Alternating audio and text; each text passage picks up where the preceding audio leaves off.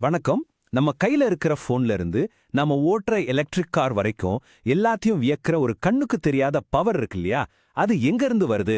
வாங்க அந்த பவரோட ரகசியமான அதாவது மின் வேதியியலுக்குள்ள போய் பார்க்கலாம். தினமும் நம்ம யூஸ் பண்ற பேட்டரிக்குள்ள நிஜமா என்னதான் நடக்குதுன்னு யோசிச்சிருக்கீங்களா? அந்த சின்ன டப்பாக்குள்ள எப்படி பவர் ஸ்டோர் ஆகுது? இதுக்கான பதில் மின் வேதியியல்னு சொல்ற ஒரு மேஜிக் உலகத்துல தான் ஒளிஞ்சிருக்கு. ஓகே, இந்த மின் வேதியியல நீங்க ஒரு டூ வே ரோடு மாதிரி கற்பனை பண்ணிக்கோங்க. ஒரு வழியில கெமிக்கல் ரியாக்ஷன்ஸ் தானாவே நடந்து எலக்ட்ரிசிட்டியை உருவாக்குது. இதுதான் உங்க பேட்டரி வேலை செய்யற விதம். இன்னொரு வழியில நாம எலக்ட்ரிசிட்டியை கொடுத்து சும்மா இருக்கிற கெமிக்கல் ரியாக்ஷன்ஸை நடக்க வைக்கிறோம். இதுதான் உங்க பேட்டரியை ரீசார்ஜ் பண்ற விதம். சரி, அப்போ முதல்ல நாம அந்த ரோடோட பாதிக்கு போலாம். வெறும் கெமிக்கல்ஸை வச்சு எப்படி கரண்ட்டை உருவாக்குறது, அந்த சீக்கிரட்டை இப்ப பார்க்கலாம் வாங்க. இந்த முழு ப்ராசஸுக்கும் ஹார்ட் மாதிரி இருக்கிறது இந்த மின் வேதியியல் கலம், அதாவது எலக்ட்ரோகெமிக்கல் செல் தான். இது ஒரு மினி பவர் பிளான்ட்னு வச்சுக்கோங்களேன்.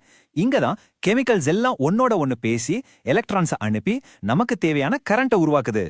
ஆனா இந்த கெமிக்கல் மிஷின்ஸ் எல்லாமே ஒரே மாதிரி இருக்காது. அதுல ரெண்டு முக்கியமான வகைகள் இருக்கு. ஒவ்வொன்றும் ஒரு ஸ்பெசிபிக் வேலையை செய்யுது. அது என்னன்னு பாப்போமா? இங்க பாருங்க, லெஃப்ட் சைடுல இருக்கிறது கால்வோனிக் கலம். இது ஒரு அருவி மாதிரி. தண்ணி எப்படி தானா மேல இருந்து கீழே வந்து சக்தியை உருவாக்குதோ அதே மாதிரி இதுவும் தானா சக்தியை உருவாக்குது. இதுதான் பேட்டரி. ஆனா ரைட் சைடுல இருக்கிற மின்னார் பகுப்பு கலம் ஒரு மோட்டார் பம்பு மாதிரி. அது சக்தியை எடுத்துக்கிட்டு தண்ணிய கீழே இருந்து மேல தள்ளுது. இதுதான் ரீசார்ஜிங். சிம்பிள். ஓகே, இந்த செல்ஸ் எல்லாம் பவரை உருவாக்குதுன்னு சொல்லிட்டோம். ஆனா எவ்வளவு பவர்? 1 வோல்ட்டா 2 வோல்ட்டா? அதை நாம கரெக்டா கணக்கு போட ஒரு வழி இருக்கு. ஒரு செல்லுக்குள்ள இருக்கிற அசல் டிரைவிங் ஃபோர்ஸே இந்த மின்முனை மின்னழுத்தம், அதாவது எலக்ட்ரோட் பொட்டென்ஷியல் தான். இத ஒரு காந்தத்தோட பவர் மாதிரி யோசிச்சு பாருங்க. ஒவ்வொரு எலக்ட்ரோடும் எலக்ட்ரான்ஸை எவ்வளோ ஆசையா இழுக்குது இல்லனா தள்ளுதுன்றதுக்கான ஒரு அளவுகோல் தான் இது. இந்த ஃபார்முலா பார்க்க சிம்பிளா தெரியலாம், ஆனா இதோட மீனிங் ரொம்ப டீப். இது பேசிக்கா 2 எலக்ட்ரோடுக்கு நடுவுல நடக்கிற ஒரு வடை இழுக்கிற போட்டி மாதிரி. யார் ரொம்ப பலமா எலக்ட்ரான்ஸ் இழுக்கிறாங்களோ அந்த பக்கமா கரண்ட் பாயும். அந்த போட்டியோட மொத்த பவர் தான் செல்லோட வோல்டேஜ். கரெக்ட். ரொம்ப முக்கியமான கேள்வி இது. லேப்ல இருக்கிற ஸ்டாண்டர்ட் கண்டிஷன்ஸை விட்டு வெளியே ரியல் வேர்ல்டுல டெம்பரேச்சர் கான்சென்ட்ரேஷன் எல்லாம் மாறும்போது என்ன ஆகும்? வோல்டேஜ் மாறுமா மாறாதா பார்க்கலாம். அதுக்கான பதில் இதோ இங்கிருக்கு. நம்ம எலக்ட்ரோகெமிஸ்ட்ரியோட சூப்பர் ஹீரோ நர்ன்ஸ்ட் ஈக்குவேஷன். இந்த ஒரே ஒரு டூல் போதும் ரியல் வேர்ல்டுல எந்த ஒரு கண்டிஷன்லயும் ஒரு செல்லோட வோல்டேஜை நம்மால கணக்கிட முடியும். அடடா, இந்த ஈக்குவேஷனை பார்த்து பயப்பட வேணாம். ரொம்ப சிம்பிள்.